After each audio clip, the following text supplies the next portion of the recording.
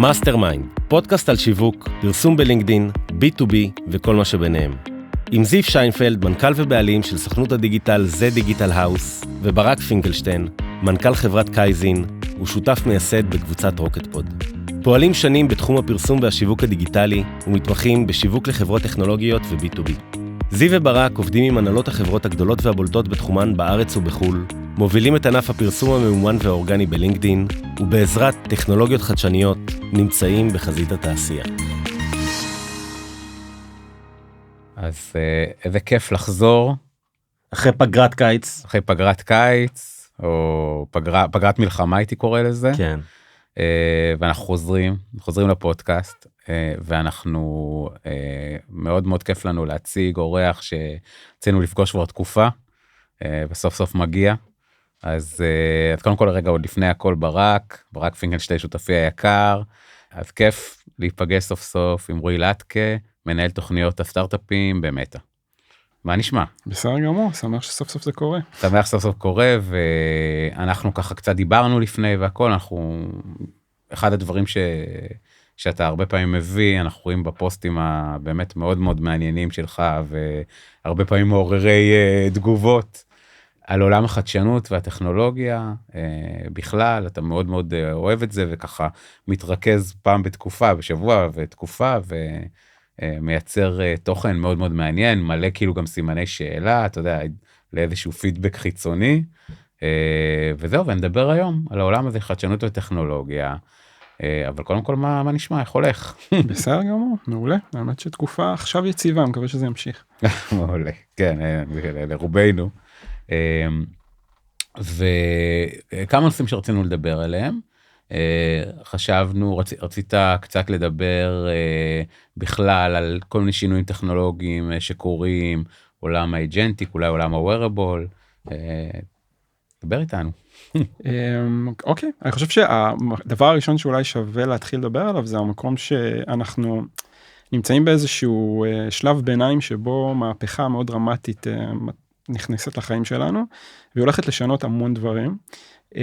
כשמסתכלים על מהפכות קודמות, אז אנחנו מסתכלים נניח על ממש אחרונות, אז אינטרנט, ענן ומובייל, וכל אחת מהן שינתה את התעשייה בצורה מאוד דרמטית, וגם המליכה מלכים חדשים והפילה אימפריות, ובמידה משמעותית זה משהו שאנחנו הולכים עכשיו לחוות בצורה אולי אפילו קצת יותר דרמטית, כי המהפכה הזו היא מעבר לטכנולוגית, היא כנראה גם תרבותית וכו'.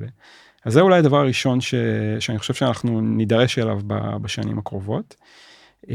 אתה גם כל הזמן, חשוב לציין, אתה כל הזמן כותב על הנושאים האלה. אני יודע שאתה גיק, ואני אומר את זה בקטע הכי טוב שאפשר, של רדיט.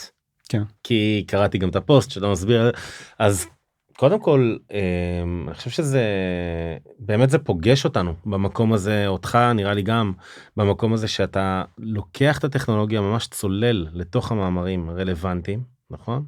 ומתוך זה אתה פשוט רואה את הדברים שהם מעניינים, נראה לי, ואז אתה פשוט איך מגיע לפוסטים סופר מעניינים בנושאים האלה. אני באמת, כאילו כל החיים שלי הייתי גיק, ובאמת הייתי העורך הראשי של גיק טיים גם קרוב לעשור. מבחינתי לינקדאין זה פלטפורמה לשיח שבה אני יכול מבחינה מסוימת למצוא אנשים שהם גיקים כמוני, ולנהל איזשהו דיון שהוא אחר, שהוא מעניין. אין עוד פלטפורמה אחרת כזו, שאתה יכול לדבר, יש אולי את רדיט וכו' וזה, אבל כאילו ברמה כזו בארץ, זה בערך הפלטפורמה היחידה שבה, ואני נהנה מהדיון, אני נהנה מהשיחות, מהתגובות, יש המון אנשים חכמים יותר ממני שם, שמגיבים ומוסיפים עוד איזשהו ידע וכו', אז זה מגיע מהמקום הזה. וכן, אני צורך המון תוכן, בדרך כלל בסופה שאני שומר לי כל השבוע תוכן, ואז בסופה שאני עובר על כל הדברים ששמרתי בצד, ואני צולל לזה, וכשאני נתקל במשהו נורא מעניין, אז אני מחליט לכתוב עליו גם בדרך כלל. אז מהמקום הזה בדרך כלל זה מתחיל. ומתוך הדברים המעניינים, אז בעצם אנחנו מדברים על המהפכה, שאתה אומר שזה בעצם הנושא הראשון. אז איך אתה רואה את זה? אתה רואה סממנים של מהפכות שהיו בעבר, ועכשיו הן הולכות לקרות עוד פעם? זה שאלה ראשונה, ושאלה שנייה זה, מה בעצם אתה חושב שמאפיינים של מהפכה כזאת? כאילו, איפה זה יבוא לידי ביטוי? בהייטק או בכלל, כאילו, אצלנו בחיים. קודם כל ברמה של מאפיינים של ראינו במהפכות קודמות, אז אנחנו כבר רואים בשוק ההון שיש חברות מסוימות שהם, NVIDIA עד לפני כמה שנים לא הייתה מדורגת במקום שבו היא נמצאת, אורקל, ברודקום, הרבה חברות של שבבים וכו'. זאת אומרת, זה בערך הסממן הראשון שאנחנו רואים לאיפה הכסף הולך, ואיך הכסף זז בצורה מסוימת, זה מעיד כבר על איזשהו שינוי. זה דבר הראשון. המהפכה הזו שונה ממהפכות אחרות בקונטקסט שלה, שהיא מעבר למהפכה טכנולוגית. זו הפעם הראשונה שבה האנושות הולכת להתמודד עם יצור תבוני, בהתחלה יצור תבוני שישתווה לנו, באיזשהו שלב שממש ישתווה לנו, ובשלב כלשהו יצור תבוני יותר מאיתנו. זה משהו שהוא משנה תרבויות, הוא משנה משהו שהוא הרבה יותר דרמטי רק מטכנולוגיה. אנחנו נחיה לצד יצורים תבוניים יותר מאיתנו, באיזושהי נקודת זמן, לפחות ברמת התחזית, כן? אנחנו לא יודעים אם זה מה שיהיה, אבל ההנחה היא זה משהו שהוא כבר מעבר לתיאורטי. ומהבחינה הזו, זה מאוד מאוד משמעותי. עכשיו, המהפכה הזו היא מפיזית לדאטה סנטרים שיש להם משמעות והשפעה וכו', עד לרמה של תשתית חדשה שעכשיו קמה, שהרבה חברות יהיו שותפות אליה ויעצבו אותה. הדברים האלה ישנו את התעשייה מקצה לקצה, ואולי הדבר היותר מלחיץ בהקשר הזה, זה שאנחנו תמיד נותנים את מהפכת המובייל כדוגמה לזה שהיא יצרה המון הזדמנויות, שכשמסתכלים על האייפון 2007 שהושק וכו', אז לקח כמה שנים, אבל אחרי שהושק, נוצרה תעשייה שלמה של אפליקציות, שלא הייתה קודם לכן. אז זה באמת חיסל המון משרות והמון שירותים וכו', אבל זה יצר הרבה הזדמנויות. פה זה כבר סיפור שהוא שונה, כי זה לא רק מחסל שירותים, זה מחסל ממש שכבת ידע אנושית, או שכבת עבודה אנושית מסוימת, וזה מאוד מסקרן לראות לאיפה זה הולך, כן? יש המון תחזיות לכל מיני כיוונים אפשריים, זה מאוד, מאוד מסקרן לחיות בתקופת זמן הזו, ולראות בטווח של 2, 3 ו5, לאן אנחנו הולכים.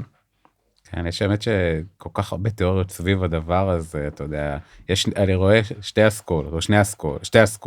אסכולה אחת אומרת כל הידע, אני אפילו לא קורא לזה AI, אני קורא לזה איזשהו החדשנות החדשה של העולם האג'נטי, או מה שזה לא יהיה.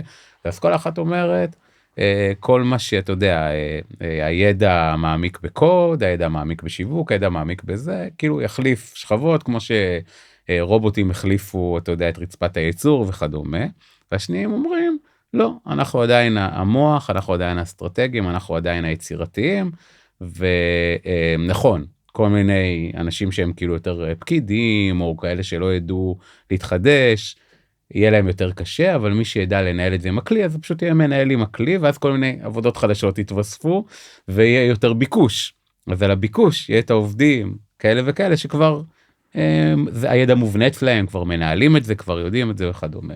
וכאילו, אתה יודע, הרבה פעמים האמת היא באמצע, שאלה, מה אתה חושב באופן כללי על הדבר הזה? אני חושב שתהיה המון השפעה על ההחלטה האנושית, על המרכיבים. אני אתן לך דוגמה. בסופו של דבר זה נכון שרובוטים החליפו פסי ייצור וכו'. רובוטים תיאורטית יכולים כבר עכשיו להחליף בריסטות, כבר שנים הם יכולים להחליף קופאים, נהגים, והם קיימים, הם ממשיכים להתקיים כל המשרות האלה. והמשרות האלה ממשיכות להתקיים, למרות שבפועל, מבחינת בשלות טכנולוגית, אין שום סיבה שהם ממשיכו להתקיים. אין שום סיבה שאני אפגוש קופאי. אני יכול לפגוש מסוף, והסיפור הזה נגמר, ובהרבה מקומות זה באמת קורה. אז למה זה ממשיך להתרחש? זה ממשיך להתרחש כי ברמה תרבותית, בני אדם זקוקים לאיזושהי אינטראקציה אנושית, ברגעים מסוימים, במקרים מסוימים, ואנחנו מתחזקים את זה מרצון, כי בעל עסק מבין, שאם הוא יציב בריסטה רובוט, זה אולי גימיק שיעבוד תקופה מסוימת, אבל אם יהיה בריסטה אנושית, ובן אדם יראה שמישהו טרח עבורו, ויצר משהו עבורו, המקום האנושי הזה הוא קריטי. אני הולך לבית קפה, אני יכול גם להכין קפה בבית, אני הולך לבית קפה בשביל המפגש הזה עם בני אדם, בשביל לצאת החוצה, בשביל שמישהו יטרח עבורי. כלומר, יש דברים מסוימים שגם עם טכנולוגיה בשלה ויכולה להחליף אותה, ההחלטה תהיה תרבותית. אם אנחנו נקבל כחברה את האפשרות שאנחנו רוצים להחליף את זה, או לא להחליף את זה, ואני חושב שהרבה משרות ימשיכו להתקיים למרות הכל. נכון, אגב, אפרופו שירות, שאתה לפעמים יכול עם הבוט ועם הצ'אט, וגם בניהול זמן שלנו, משאב זמן שלנו מוגבל, אבל לפעמים אתה רוצה לדבר עם הבן אדם, גם כדי, אתה יודע, להבנות איתו איזושהי שיחה מינימלית, עם איזשהו ניואנסים שהם אנושיים. עכשיו גם הדבר הזה בטח יתפתח עוד מאוד, ולא תדע להבדיל בין בוט לבן אדם, אבל בסוף יש פה גם איזשהו מגע אנושי שלפעמים, אתה יודע, ברמת השירות, מחירות, כל העולמות האלה. פה אני כן רוצה לעשות את ההבחנה בין מרחבים דיגיטליים לפיזיים. כי במרחבים דיגיטליים אני חושב שמה שיקרה זה שבוטים יוכלו להתנהג בצורה מאוד מאוד אנושית ברמת הכל. נכון. טונציה, ברמה של ניסוחי, הכל יהיה די דומה ואתה באמת לא תדע להבדיל. ברמה פיזית זה משהו אחר. אנחנו לא נוכל להחליף מישהו שהוא תלת מימדי והוא אורגניזם חי וגם אם יהיה רובוט שיוכל לעשות את זה, השותפות גורל הזו. של לראות מישהו שנותן לי שירות, ולדעת שהוא מרגיש כמוני, שיש אמפתיה, שיש איזשהו, זה משהו שאין לו תחליף, לא יהיה לו תחליף, לא בזמן הקרוב לפחות, וזה הבחנה בעניין הזה, כי בצד הדיגיטלי אני לא אופטימי יותר מדי. כן, אני מסכים איתך. רגע, אז מה זה אומר? מה זה אומר שאתה לא אופטימי? זה דווקא מעניין אותי לשאול. שאני חושב שבמקרה הזה, המון משרות דיגיטליות כן יוחלפו, והם יוחלפו בצורה מאוד אגרסיבית אפילו. השאלה אם זה, אבל זה לא אופטימי, כאילו...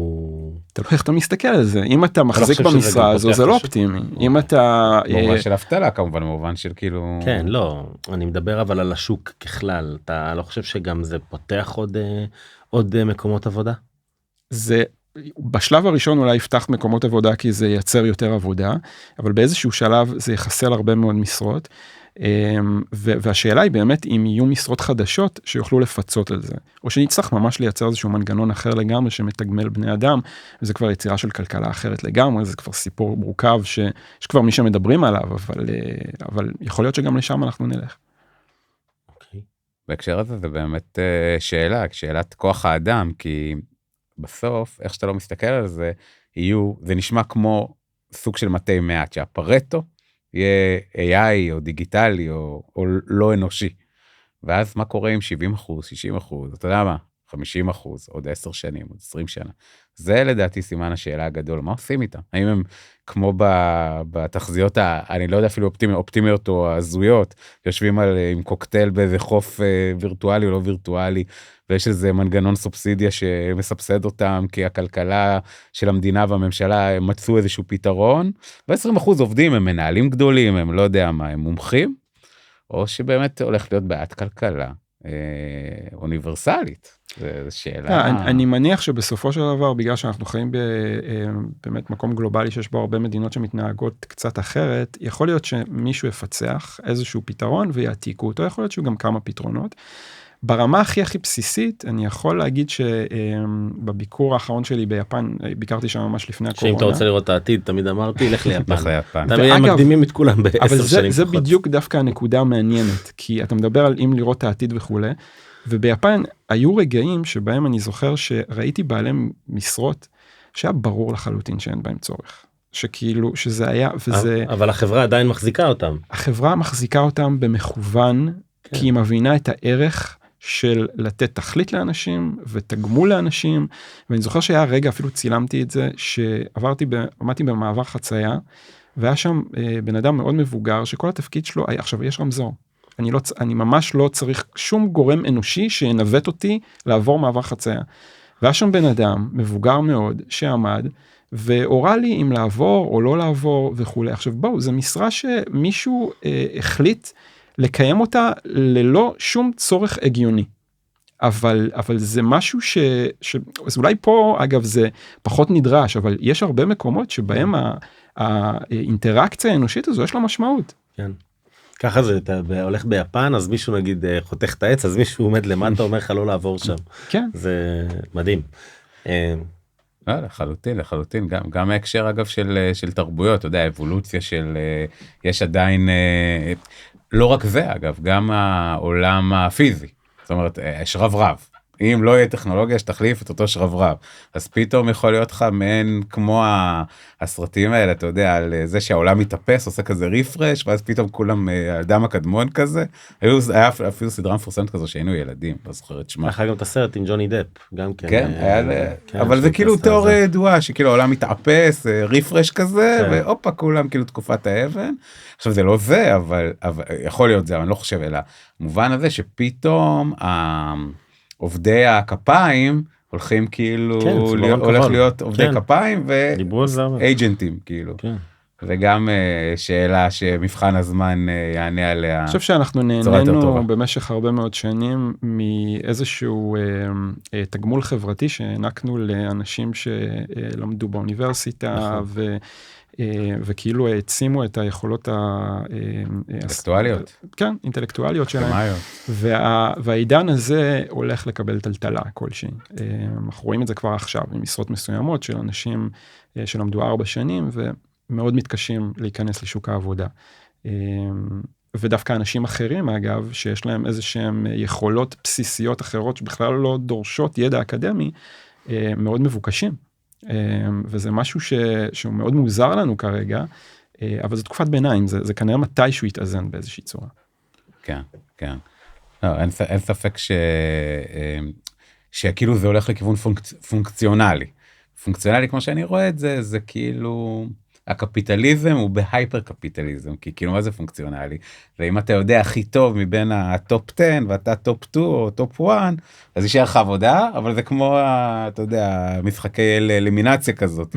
8 האחרים, כאילו, down the drain. וזה החשש שלי, כאילו, לא על עצמי, אלא בכלל על העולם, שהעולם יהיה, זאת אומרת, יותר מלחיץ אותי שהעולם יהיה הייפר קפיטליסטי, מאשר, אתה יודע, שיהיה כל מיני תופעות אחרות. זאת אומרת, שגם ככה קפיטליזם, שהוא לכאורה הפתרון כרגע הכלכלי היחידי ששרד, אם הוא יהיה עוד יותר קפיטליסטי, עוד הייפר, הטכנולוגיה, רק העשירים, ורק הסופר מתוחכמים, ורק הסופר חכמים, זה כאילו לא משאיר נחמה, לא משאיר נחמה, לא משאיר גם האופציות. אבל אל תשכח שגם העשירים, הם צריכים בסוף את השכבה של התמלין. נכון, אבל הם בעלי הבית, זה לא הבעיה. אבל תמיד הם היו בעלי הבית. נכון, אז אני אומר, בעלי הבית יישארו בעלי בית במידה, למרות שראינו, אתה יודע, איך קוראים לו, המנכ"ל של עליבאבא וכל האלה, פתאום הוחרם, פתאום נעלם על ידי איזושהי, נכון, על ידי הממשלה. לא, אבל הוא הוחרם כי הוא פתח עליהם, זה אתה מערבב פה שמחה ושמחה. אבל קח את אילון מאסק, במשטרים מסוימים, אבל קח את אילון מאסק, והוא אומר שכאילו עוד כמה שנים כולם יהיו עשירים. כאילו זה נכון, זה התיאוריה שדיברתי עליה על הקוקטייל בתאילנד. אילון מאסק גם אומר במשך יותר מעשור שעוד 2 יהיו רכבים אוטונומיים ואין יותר נהגים וכו' וזה. הוא אומר המון דברים, לטוב ולרע הוא בחור עם המון חזון והוא גם מגשים חלק גדול מהחזון, אבל לא בן אדם שהייתי מתבסס עליו כדי לחזות תהליכים עתידיים. וגם כאילו תראה כרגע הוא נמצא באיזשהו מקום באמת של הוא קיבל את התואר המיוחל של הטריליונר הראשון.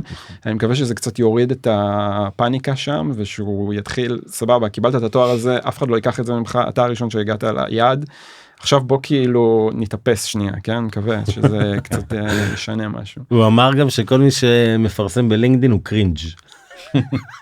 לא יודע כמה הוא הבן אדם שלא מייצג קרינג'יות בכלל. כן, כן.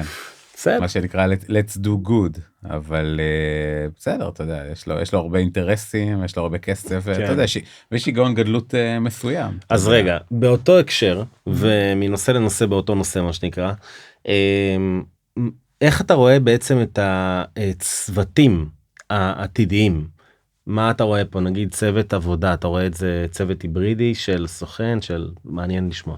אז אנחנו קוראים לזה באמת סוכנים היום, אבל אני חושב שבאיזשהו שלב פשוט נשלים עם העובדה שאנחנו נכנסים לתקופה שבה בפעם הראשונה בני אדם הם לא היצורים התבוניים ביותר בכדור הארץ, ושאנחנו חולקים את הכדור הזה עם עוד קולגות שהם לא תבוניים. דוגמה קלאסית, אפשר לראות את זה המון בסרטי מדע בדיוני וסדרות של מדע בדיוני. בסטארטרק, אני לא יודע אם אתם זוכרים שהייתה דמות שקראו לה דאטה.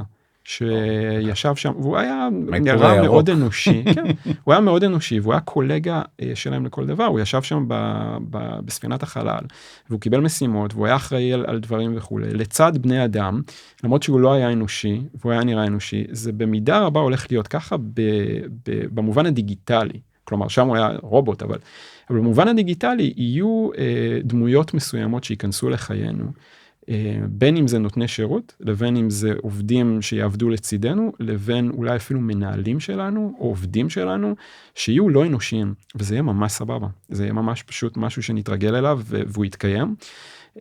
כאילו בישיבת צוות, כן.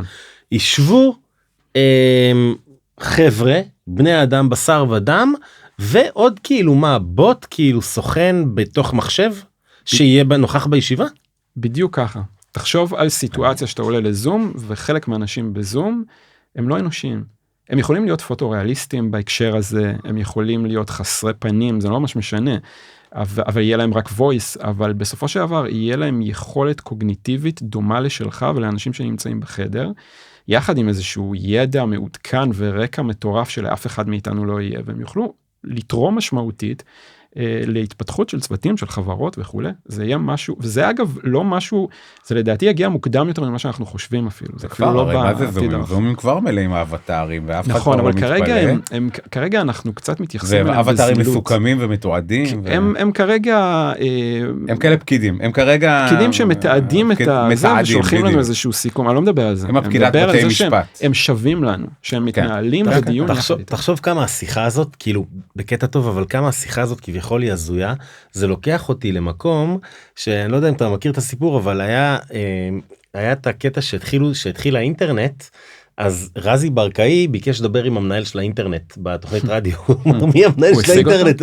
השיג אותו, הצליח למצוא. רוצה לראיין אותו, לא, וזה סיפור, כאילו זה הפך להיות, זה כאילו מרגיש, אתה יודע, שבעוד, לא יודע, 20 שנה הסתכלו אחורה על הפודקאסט הזה, סתם לא, בכללי, כאילו זה הזוי המקום שאנחנו נמצאים בו. יש איזה רגע שאני ממש ממליץ לאנשים למצוא אותו ביוטיוב, שביל גייטס מתראיין באיזשהו late night, אני לא זוכר מי בדיוק מראיין אותו, והוא אומר לו, תסביר לי על הדבר הזה שכולם מדברים עליו, על אינטרנט. ואז הוא מנסה להסביר לו, והוא אומר לו משהו מאוד הגיוני, שזה מין רשת תקשורת שתחבר בין אנשים והכל וזה. ואז הוא אומר לו, מה, ואנשים יוכלו כאילו להקשיב, אז הוא אומר לו, אז במה זה שונה מרדיו? לא היה להם אפילו, וכולם צוחקים, וצוחקים על ביל גייטס. כן. ובאותה מיד, כאילו, יש דברים מסוימים שבאיזשהו שלב יהפכו להיות חלק מהחיים שלנו, וזה יהיה מאוד הגיוני.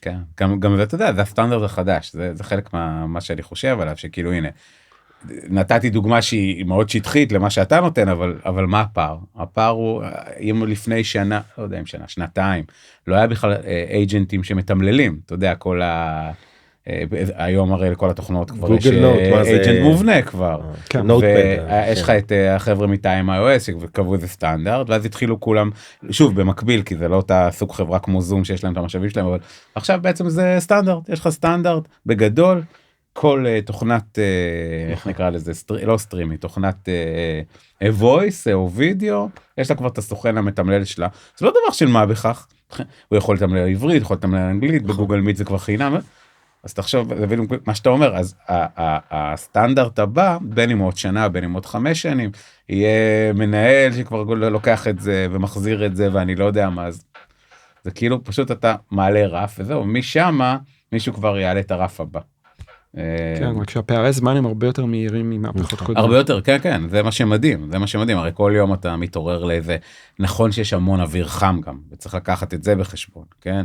ויש את הדבר אגב מעניין, ששמעתי עליו, זה קטע מדהים, אבל שמעתי עליו ראשונה רק השבוע או לפני שבוע, קוראים לזה, אתה בטח, אני מניח שמעתם על זה, לא בטוח, בעצם AI סלופ. שמעתם על זה? אז זה חדש לי, מודה, שמעת על AI סלופ? לא. כי זה חדש, לי זה חדש, ואני יחסית מעורה. AI סלופ כל כך נכון במהות, מה הוא אומר? הוא אומר שהיום אתה מסכם דוח, ואתה מייצר קריאייטיב, ברור, וגם התוכן המג'ונרט, ברור לנו כבר שחלק ממנו לפעמים, אם לא מקפידים, אז זה הסלופ, אבל נוצר פתאום כבר מושג שאומר, אל תגיש לי את אחר ה-AI שלך, מה שנקרא, בוא תעשה את הבקרה, בוא תנהל אותו, בוא תתערב, אל תשאיר לי משהו שאולי האריזה יפה, אבל הבפנוך הוא פח. ואתה יודע, אתה מעלה את הרף, ואתה שוכח שעם הרף הזה יש אולי איזה פח זפל שמתרומם עם הרף הזה, אתה מבין שזה גם עניין. כשכל אחד יכול לייצר היום טקסט או תמונה או whatever באיכות מאוד גבוהה, אנחנו מוצפים בהמון תוכן כזה, וזה הופך קצת לזילות של תוכן. כי פעם היית נתקל באיזשהו ניסוח מאוד טוב, באיזה טקסט מאוד טוב, היית נותן לו את המקום. נכון. היום אתה אומר, אוקיי, אז מישהו נתן פרומפט, והדבר הזה נוצר בכמה שניות. זה מייצר זילות מאוד מאוד גדול של תוכן. אז מה לדעתך באמת הולך לקרות במקום הזה? של תוכן? כן, של תוכן, כאילו, כן. איך נפריד בין תוכן איכותי לבין... אני יודע שאתה עובד מאוד קשה לתכנים שלך. אז מה זה אומר בעתיד, כאילו לא יראו הבדל? תשמע, אני יכול להגיד שלאחרונה פרסמתי איזשהו פוסט שהוצאתי קיטור בהקשר הזה. לא ראיתי אותו. כן. שנובע מזה שהיו אנשים מי שמכיר אותי הרבה מאוד שנים יודע שאני הייתי עיתונאי בתקופה מאוד ארוכה ושאני כותב וצורך תוכן. אבל מי שלא, אז התחילו לצוץ כל מיני תגובות של אנשים שכתבו לי כזה, איך ג'נרטית, כאילו באיזה כלי השתמשת כדי לכתוב את הטקסט. אבל זה מתבקש, לא בגלל... זה כי הם לא מכירים אותו. לא, נכון, אבל זה כל הקטע, זה מתבקש, למרות שזה הרי ההופכי, וגם מבחינת ההרגשה, אני יכול להבין בתקופת הזמן הזו, כשאתה נתקל במישהו שאתה לא מכיר, ואתה קורא טקסט, שההנחה בסיסית שלך תהיה, שהוא נעזר במשהו כדי לכתוב אותו. במיוחד אם זה מרשים אותו אגב, זה גם הפוך על הפוך. אז בהתחלה באמת הסתכלתי על זה בקטע קצת מחמיא, שכאילו סבבה, אבל באיזשהו שלב כשהיו יותר ויותר תגובות כאלה, אמרתי אוקיי, יכול להיות שזה מייצג אנשים שמסתכלים על הטקסט שלי ואומרים טוב, זה ג'ונרט על ידי ג'מיני או אני whatever, ואז אמרתי פאק, כאילו אם עכשיו, כאילו תחשבו על סיטואציה שבן אדם הולך לאיזושהי סדנת קרמיקה, ועובד על איזה כלי מאוד ייחודי והכל, ובא למכור אותו, ואז מישהו בא אליו ואומר לו, הבאת את זה מאלי אקספרס. כאילו, זה מעליב, כאילו בקטע של טרחתי, עבדתי וזה, וכאילו מבטלים את זה לחלוטין. לשאלתך בנוגע לתוכן. אני חושב שיש משהו בסופו של דבר, שמקבל, זה עניין של סימבוליות. כשאני קורא תוכן ואני יודע מי עומד מאחוריו, יש לזה משמעות לאיך אני אתפוס את התוכן. לרצון שלי לצרוך את זה, לקרוא את זה וכו'. אם זה יג'ונרט על ידי איזשהו כלי מסוים, הרצון שלי כבן אדם לצרוך את זה, היא פוחתת משמעותית. אם אני אקבל טקסט מדהים, מושלם, סתם לדוגמה, בוא ניקח את הארי פוטר, בסדר? כשאני יודע שיש מישהי שכתבה אותו, וזה נשען על חוויות חיים שלה וכו' וזה, אני אסתכל על זה אחרת מאשר, אם עכשיו אני אקבל משהו באיכות של הארי פוטר, שג'ונרט על ידי whatever. ברור. יש לזה משמעות סימבולית אנושית פשוט, והדבר הזה יישאר לדעתי, הוא אפילו יתעצם, בגלל שאנחנו נהיה מוצפים. בהחלט יתעצם, ככל שבעצם הטכנולוגיה תשתפר, ככה היכולת to shine ברמה האורגנית, הוא הרי יהיה יותר קשה, ויהיה יתבדל, שזה אגב שוב, הצד הטוב של מי שבאמת מספיק טוב, או מספיק אותנטי, ואגב יש על זה כבר, אני אפילו גם כתבתי על זה לבחר איפה, שמשווים את זה לעולם האורגני של הפרימיום, נכון? אתה הולך לשופרסל, אז זה, יש לך את המחלקה האורגנית, ככה מסתכלים על זה, שתוכן שהוא אורגני, אותנטי, הוא פרימיומי. הוא פרימיום, וכאילו לעשות, אתה לצורך העניין, בוואן וויק שלך, בפוסט הזה שאתה יושב בבית וקודח וחושב, ויכול להיות שנעזר ב-AI וטוב שכך, אבל בסוף מה שאתה יוצק הוא הגיע ממך, מכוח המחשבה, עם עזרה ידנית או רק ידני, הוא פרימיום לגמרי במחלקה האורגנית, והוא מתבדל. וכן, ואנשים יפקפקו בזה, ולפעמים יפקפקו בזה בהפוך על הפוך, כי זה כאילו במרכאות לצורך העניין כל כך טוב, שזה לא יכול להיות שזה נעשה ביד, או נעשה ידני. השאלה תהיה איך להבחין בזה, ואיך להבחין ואיך להוכיח שהדבר הזה, הנה, וכבר יש לנו נכון את האייקונים ואת הפסילות גם, פסילות, שזה גם הולך להיות אולי פלילי יום אחד, לא יודע, הרי כבר היום, נכון, לינקדאין, אתה בא לעשות פרופיל דרך AI, הוא מזהה אותך כבר דרך טכנולוגיית AI, וזה, והבאנר שישר מקבל את האות קלון הזה, אתה יודע, אתה לא רוצה להשאיר אותו, נכון? אם זה פרסומת, או אם זה, אתה כאילו, אתה תמחק את זה איכשהו, אז כן, חלק מהאיקונניזציה של הדברים האלה. כן, זה היה בלתי נמנע, יהיו כאן כמובן כל מיני טכניקות שיווצרו עם הזמן, שיוכלו לתת לנו את שנוכל להבין מה אמיתי, מה לא אמיתי וכו'. בהחלט, כאילו זה, בסדר, אבל זה לפחות, אתה יודע, בעולם המתפתח, לפחות זה למשל אותי קצת מנחם, שיש מקום לבלוט, אני רואה אותך ואני רואה עוד אנשים שאני מכיר, שאני יודע שהם עובדים בזה, וזה לפחות גם כמותית וגם איכותנית מחזיר את עצמו. קבלים הרבה תגובות, קבלים הרבה לייקים, למרות כל תדמית לייקים המעצבנת, אבל אתם מקבלים איזושהי צועה, בסדר? צועה חברתית, צועה דיגיטלית. וזה טוב שכך לדעתי, זה טוב כל עוד מגיע לאנשים. אבל העולם, אתה יודע, ההייפר קפיטליסטי, כמו שאני מדבר עליו, זה קצת, זה באמת קצת מלחיץ. אבל בהקשר אחר, למה בעצם, כאילו למה אתה עושה את זה? כי זה, בסדר, זה מעניין אותך. אתה יודע, אני וזיו בסוף, אתה יודע, כל אחד יש לו סוכנות וזה, ואתה יודע, בסוף יש פה אינטרס, זה לא שאתה יודע, אבל באמת, מאיפה זה כאילו זה בא מפשן, כי המון זמן אתה משקיע בזה. המון זמן אתה משקיע בלכתוב, בלקרוא, בלחקור, בלהבין, בלבדוק אם זה נכון. אז למה, כאילו מה עומד שם? יש שני דברים שאני עושה בחיים שלי שכל הזמן השאלה הזו חוזרת של כאילו למה אתה עושה את זה, מה האינטרס הזה, והתשובה הפשוטה היא שחלק גדול, לא יודע אם גדול, חלק מהדברים שאנחנו בוחרים לעשות בחיים, לא נובעים מהרצון לעשות מוניטיזציה. זה נובע מאיזשהו, כן, יש קהילה טכנולוגית שהקמתי, שאני עובד בה המון ומתעסק בה המון, וכל הזמן אומרים לי, טוב, ואיך אתה עושה מזה כסף? ואני אומר להם, זה כרגע לא המהות. יכול להיות שיום אחד זה יהפוך להיות משהו מורכב שאני אצטרך, אבל זה לא המהות. וגם פה, בתוכן, האהבה הכי גדולה שלי, באמת כאילו, אם תיתן לי אפשרות לעשות 1,000,001 דברים, זה לשבת ולקרוא, ודברים שמעניינים אותי. והסופה שלי מוקדש בעיקר לזה. הסופה שלי יכול להיות מוקדש ל1,000,001 דברים אחרים. החברים שלי יודעים שביום שישי לצורך העניין יש לי ריטואל, אני קם בבוקר, הולך, קורא, לוקח את כל העיתונים ויושב בבית קפה, קורא 4-5 שעות עיתונים, בבתי קפה הספציפיים כבר מכירים אותי, יודעים, החברים שלי יודעים שאין מה לקבוע איתי בחלק הזה של השבוע, וזה באמת הנאה מאוד גדולה, ובאיזשהו שלב כשאני נתקל במשהו, אני צולל לתוכו, ברמה של זה כמו זן, איזה רגעים יש לנו בחיים כרגע, שאין בהם הסחות דעת. ואיך אתה בוחר?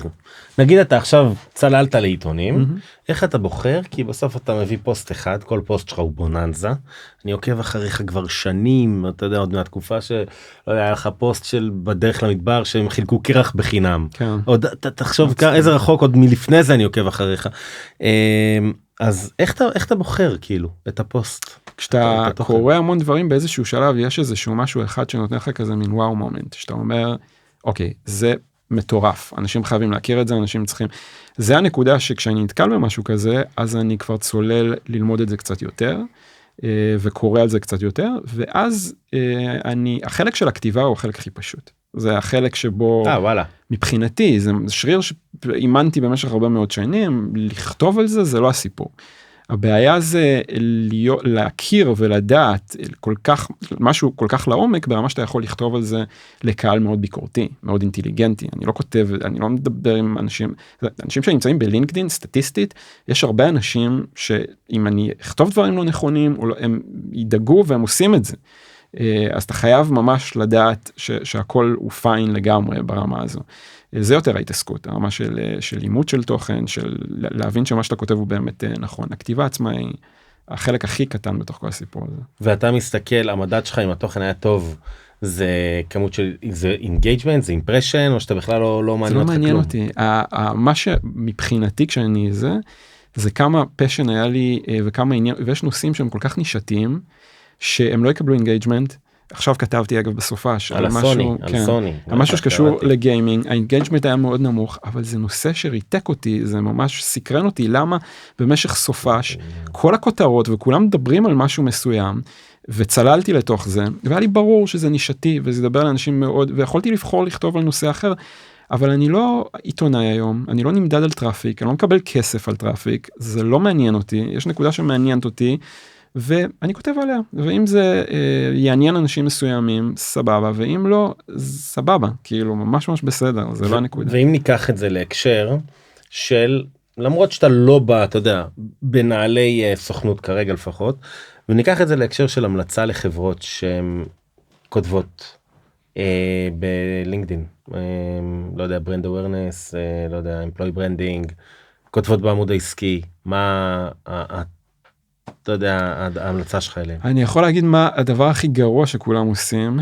וזה כמו שהיום יש כאילו, דוגמה קלאסית זה כשאתה הולך לחתונה, הכל גנרי. יש טרנד של מגנטים, כולם מגנטים.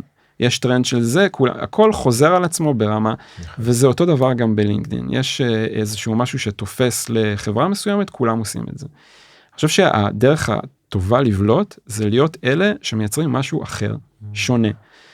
גם ברמת בולטות, גם ברמה, יש בזה סיכון מסוים, ויש פה התעסקות מסוימת, כי גם בקטעים האלה אתה יכול להיכנס למחוזות שגם יכולים לעורר דברים, צריך לעשות את זה בצורה חכמה. אבל לייצר עוד משהו גנרי, זה כולם עושים, וכולם חוטאים בזה, וזה נראה מאולץ, וזה נראה מלאכותי, וזה לא מעניין, וזה משהו שכולם נתקלים בו שוב ושוב ושוב. אז זה אולי הדבר הראשון. זה יכול, יש לי עוד מיליון דברים, כאילו להגיד להרבה מקומות, אבל זה כאילו אולי הדבר הכי מהותי. אני אגיד לך אבל משהו שאני חושב בהקשר הרחב של מה ששאלת, ובכלל שנכנסנו לעולם החצי אישי, חצי מקצועי של רועי, אני גם מרגיש את זה. אז קודם כל באמת, כשאנחנו מעלים פוסט, אני למשל מעלה, שנינו בעצם מעלים על תוכן מקצועי, בסדר? עכשיו לפעמים זה יותר גנרי, פחות גנרי, לא יודע, אפשר להתווכח, אבל אני יכול להגיד ברמה האישית, שאני מעבר לזה שאני יחסית נהנה מהתחום שלי, כן, יש דברים שאני פחות נהנה, אבל ייצור תוכן הוא תמיד היה בנפשי. אז נכון שאתה יודע, יש הבדל בין תוכן מקצועי לתוכן אחר, אבל לא סתם אני, אתה יודע, מייצר תוכן כמעט יומי בקהילה מסוימת, ועוד תכנים כאלה בלינקדאין וכדומה. בסוף זה מגיע ממקום שאני נהנה ממנו יותר מהממוצע, גם מדברים אחרים, אתה יודע, ולא רק שיווק, ולא מזמן גם שאלו אותי, איך אתה משקיע ככה? בהרי שאנשים כאילו מקבילים אליי, שכאילו בין אם מצליחים יותר, מצליחים פחות, זה לא העניין, משקיעים עשירית ממני, כן? לא משנה, כאילו, מה אני מקבל מזה? יכול להיות שאני מקבל מזה צרצרים, אגב, בהרבה מקרים אני מקבל מזה צרצרים.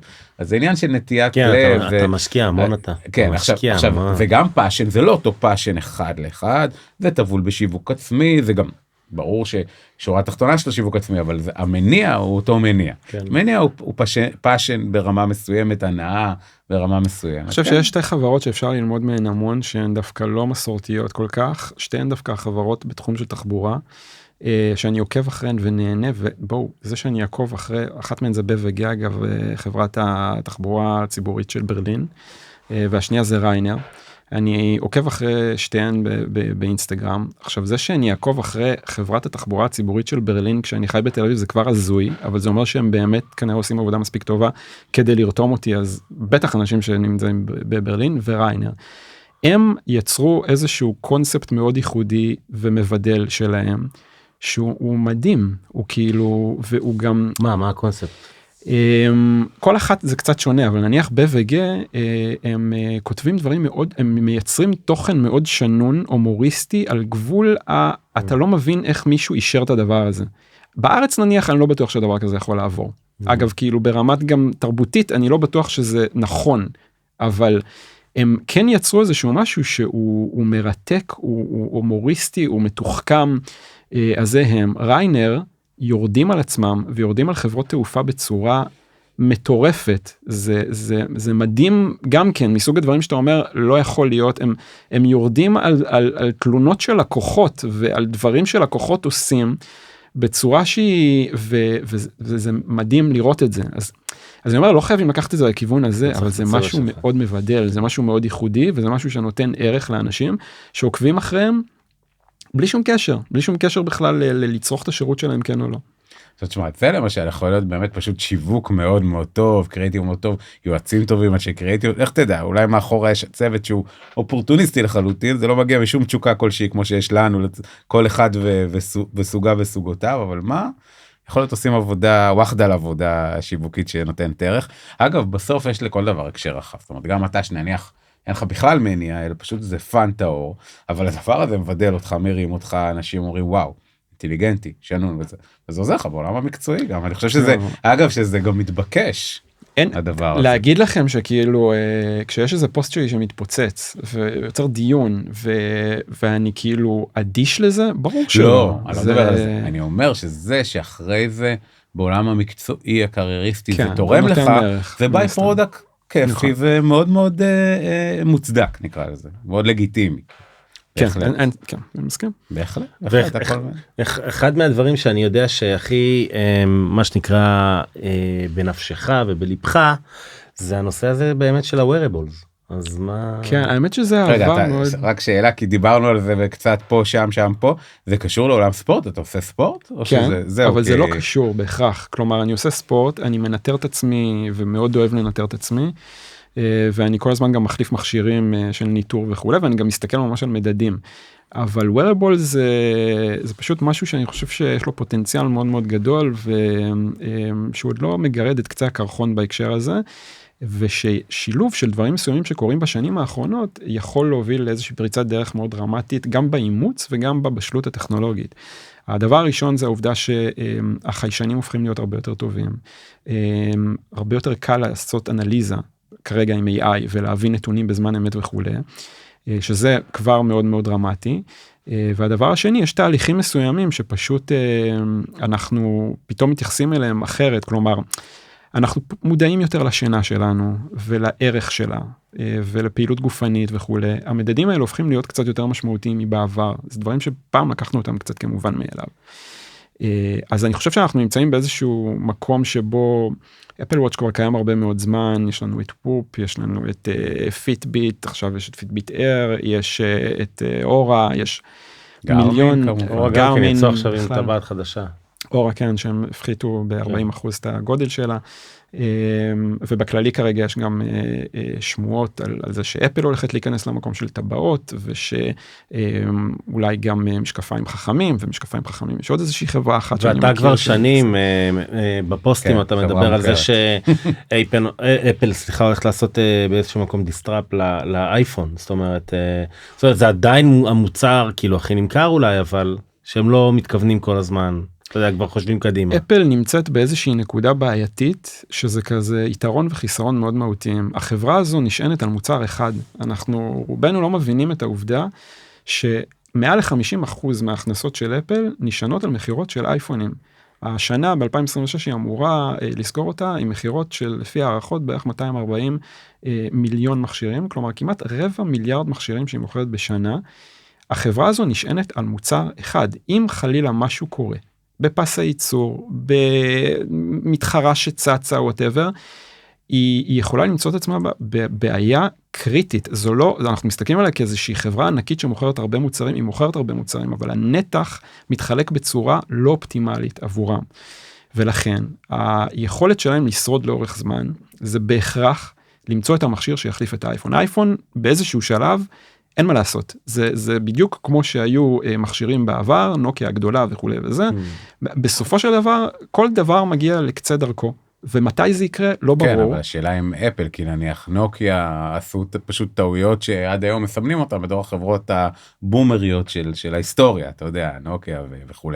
אבל נניח אייפוד מת, מה עוד היה? היו כל מיני מוצרי אפל שמתו, ויכול להיות שהאייפון ימות כאייפון, ואז הם באמת יצרו, זה המצב האידיאלי, ולשם הם מכוונים, אין לי ספק. השאלה אם הם יצליחו בזה, כי יכול להיות שפתאום יצוץ איזשהו מוצר אחר בלתי צפוי, שיתחיל, אני אגב חושב שזה לא שנתעורר יום אחד, האייפון הוא הושק ביוני 2007, כן, ביוני 2007, מה שהוא עשה, הוא באמת עשה דיסרופט מאוד קיצוני ומאוד מהיר. זה המכשיר שברגע שהוא נולד, לא היה שום דבר, זה תפס את התעשייה לא מוכנה, לקח להם שנים להדביק את הפער ולייצר איזשהו משהו. אני לא חושב שזה הולך להיות המקרה פה. אני חושב שמה שיקרה זה שיהיו מכשירים שישללו יכולות לאייפון. אנחנו נתחיל לבצע יותר ויותר פעולות עם מכשירים אחרים שיהיו זמינים לנו, וזה יגרע מהשימוש שלנו באייפון. אנחנו נשתמש בו פחות ופחות.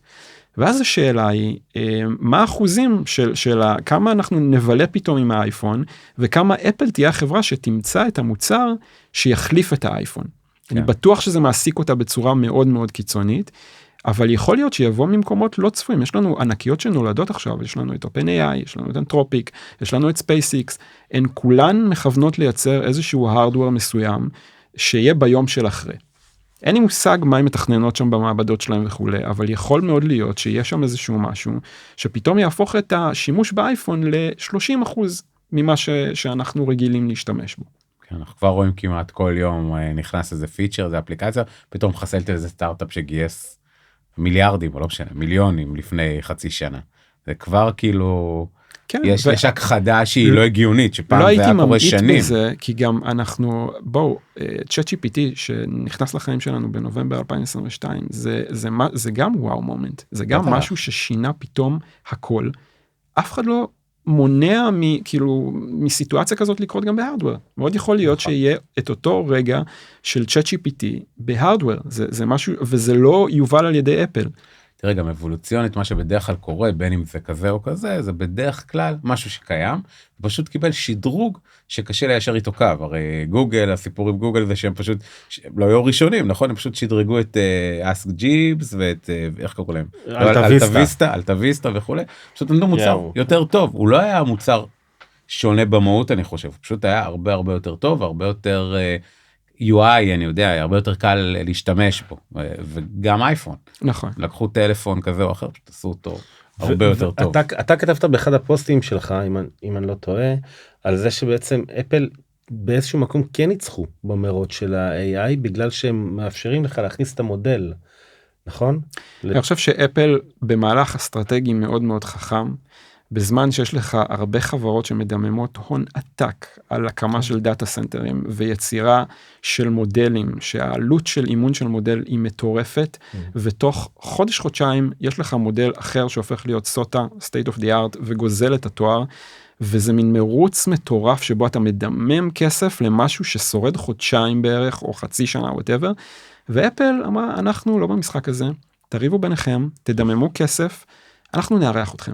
בואו, תתארחו על הפלטפורמה שלנו, ואנחנו ניקח איזושהי עמלה קטנה, whatever, ופשוט, הם פשוט לא מבזבזים את הכסף, אבל מצד שני כן גוזרים. זה קצת מזכיר את החנות, גם אתה ציינת את זה בפוסט נראה לי, שזה גם מזכיר את החנות שהם פתחו את החנות, לאפליקציות ולמוזיקה. אז גם, תעשו מה שאתם רוצים, אנחנו לוקחים את העמלה. וזה, עכשיו, כחברה שמחזיקה באמת באקוסיסטם מאוד מאוד גדול, בקנה מידה כזה רחב וכו', יכולה להרשות לעצמה לעשות את זה בצורה מאוד פשוטה. אני מודה שבהתחלה זה היה לי קצת מוזר, כי אמרתי, היא לא שם, כאילו כולם על AI, והיא בכלל לא במשחק. ואז חשבתי, אולי פשוט היא החליטה לשחק משחק אחר.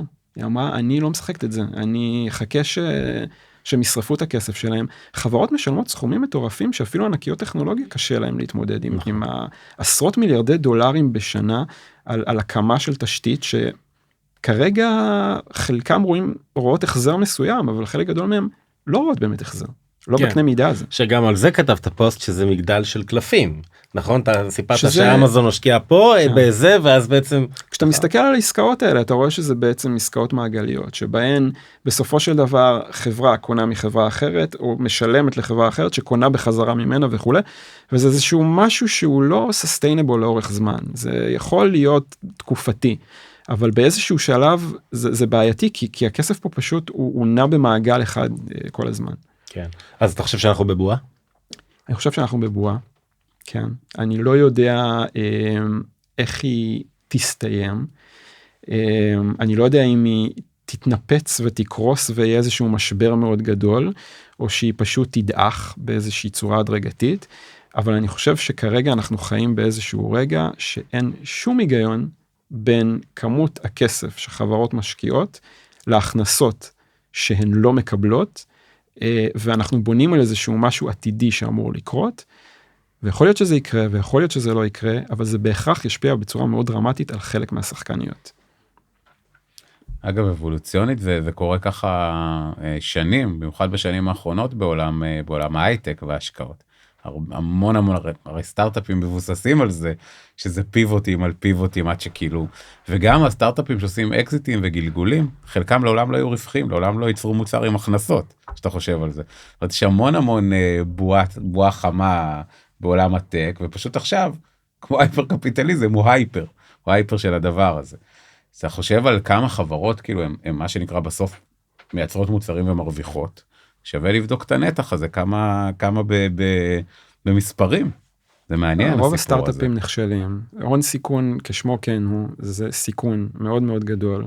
רוב הקרנות שמות הרבה כסף על הרבה מאוד, מפזרות את זה על הרבה מאוד חברות, כי הן יודעות שרק חלק קטן מהן בסופו של דבר יחזירו את ההשקעה.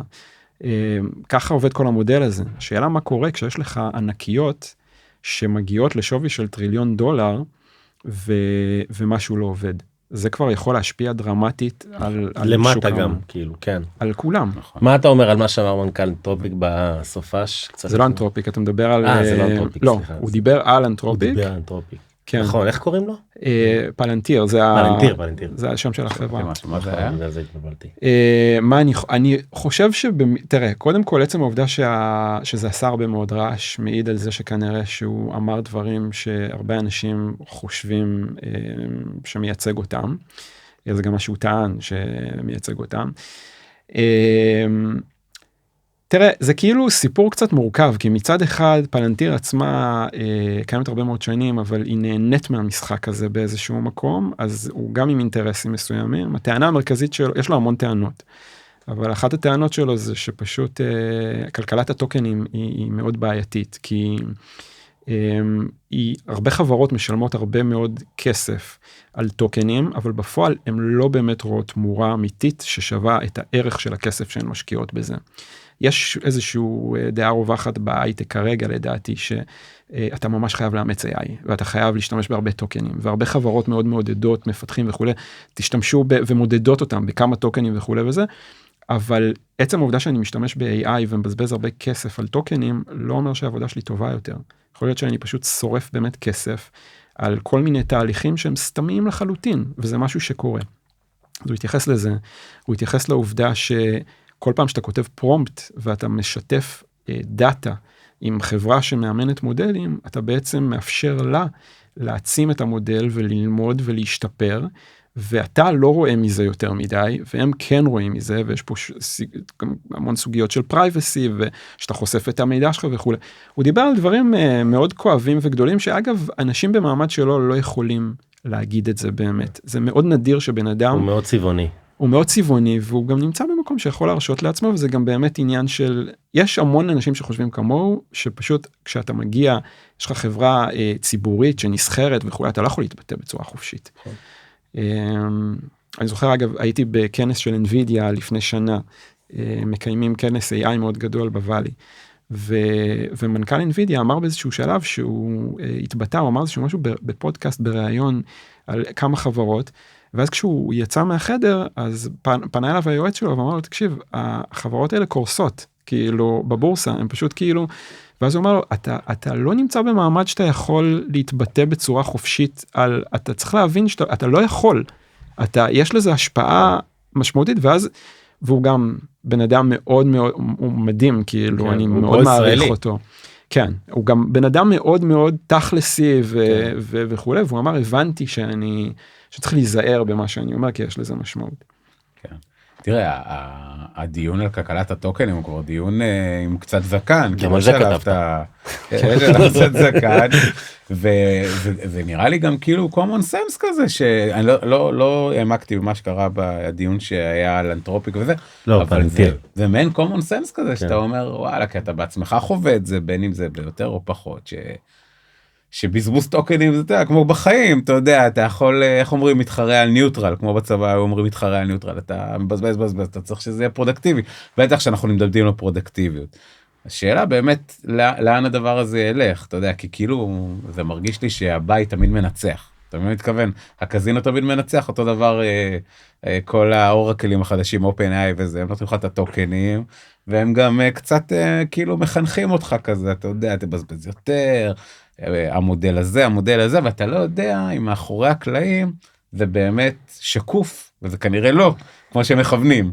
פייבל מגיע, בוא נבזבז אותו, נותנים לך 50% עד 7 ביולי, מאכילים אותך בעצם סוג של סיסמות שיווקיות טכניות כאלה, אבל יכול להיות, אתה יודע, שזה לשסות את הכלב. בסופו של דבר זה חברות שצריכות להראות הכנסות, וחמור מזה, זה חברות שהן כרגע פרטיות והולכות להיות ציבוריות, הן לפני הנפקה, הן צריכות להראות איזושהי הצדקה מאוד מהר ובצורה מאוד אגרסיבית. אז אין מה לעשות, יש את המניפולציות האלה. ברור. אבל זה גם מייצר, אני רואה בחודש האחרון יותר ויותר כלים שמה שהם עושים זה בעצם מנהלים את הטוקנים שלך בצורה חכמה יותר, ויודעים לנתב איזה עבודה תלך למודל א', או למודל לוקלי, או למודל חיצוני וכו', כדי לחסוך לך טוקנים. כלומר, יש איזה שהם דברים שהם בלתי נמנעים, זה גם צורך שפתאום נוצר ונולד, וזה פוגע לכאורה בחברות האלה. זו כלכלה חדשה, זה דברים שיווצרו. בהחלט כלכלה חדשה, וצריך לזכור שכאילו, בסוף זה כן סוג של ווין ווין, למרות שהבית בעיניי תמיד מנצח במובן של השליטה והכסף וזה, אבל בסוף מאחורי הקלעים, החברות הגדולות בעולם, אם נווידיה דיברו על 500,000 טוקנים, ונווידיה זה חברה עשירה יותר מאותה אנתרופיק לצורך העניין, או שוות בטח יותר איזה, אז בעצם שני הצדדים מייצרים, כולנו יצרנים בסוף, אז יש פה איזושהי אבולוציה יצרנית, השאלה רק לאן הדבר הזה הולך באמת. וככה לקראת סיום, יש לך איזשהו נבואה אופטימית או לא אופטימית? בעיקר אופטימית, למה? בעיקר אופטימית. אני חייב לומר שזה תקופת הזמן שבה לחזות משהו, בטווח זמנים אפילו קצר, זה הכי קשה שהיה ever, באמת כאילו, עזוב שהנבואה ניתנה לשוטים, זה תקופה שזה כבר באמת כאילו, עוד בעבר יכולתי להעריך דברים, לפחות, אתה יודע, בטווח של שנה, שנתיים. והייתי פוגע ברמה מסוימת. היום אני לא יודע להגיד לכם מה יהיה עוד חודש או חודשיים. אני יותר לחוץ, זה כן אני אגיד, לא מהטכנולוגיה והאבולוציה של הטכנולוגיה הזו, כמו בני אדם שמעורבים בטכנולוגיה הזו, בנקודת הזמן הנוכחית. אני חושב שהטכנולוגיה הזו פוגשת את העולם בתקופה מאוד לא יציבה, בלי שום קשר לשום דבר, ועם אנשים שהם חסרי מעצורים ובתקופה מאוד מאוד מורכבת, ואני מקווה שכציבור בכללי, בני אדם יבינו את המשמעות של להשפיע על מי שיקבל החלטות וייצג אותם, כי אנחנו נדרשים לדברים הרבה יותר מורכבים מהשטויות שאנחנו מתעסקים בהם ביום יום, וזה ישפיע על החיים שלנו עשרות שנים קדימה, ולילדים שלנו ולנכדים שלנו וכו' וזה, ואנחנו מתעסקים בשטויות רוב הזמן, באמת, כאילו... כן, כאילו יש לך התרחשויות גיאופוליטיות, 3 שנים, ציינו 1000 ימים אחרי 7 באוקטובר, והתעשייה שלנו רבתי, היא לא רק התעשייה שלנו, תעשיית הצווארון הלבן, מתעסקת בעולם מקביל קרייריסטי כמובן, בטוקנים ובכלכלת טוקנים, ואתה יודע, ובהישגים כאלה ואחרים קרייריסטים, והדברים בסוף נפגשים, בחירות בקרוב, פוליטיקה, אתה יודע, איך נקרא לזה, קונפליקט בין עמים וכולי, עם כל הדבר הזה, זה חתיכת הר געש אחד גדול. כן, זה קצת מרגיש שמהקורונה העולם יצא מהפסים, ירד מהפסים. בטכנולוגיה רק. ובנקודת הזמן הזו קיבלנו מתנה מטורפת של איזשהו פיצוח טכנולוגי מאוד דרמטי, וקיבלנו את זה בטיימינג גרוע מאוד לדעתי, בהקשר הזה. אני מקווה לטוב. מקווה בהחלט. המון תודה. ומי שלא עוקב, רועי לטקה בלינקדין. איפה אתה עוד? ברדיט? בעיקר בלינקדין. בלינקדין, כן, בלינקדין. מאוד מומלץ, מאוד מומלץ. נמשיך לעקוב אחרי התכנים הבאמת יוצאי דופן וכיפים ומעשירים, והמון תודה שהגעת להתארח. תודה רבה. תודה רבה שהאזנתם לנו. מוזמנים לעקוב אחרינו בכל הפלטפורמות. מאסטר מיינד, הפודקאסט שמדבר לינקדין ו-B2B. ניפגש בפרקים הבאים.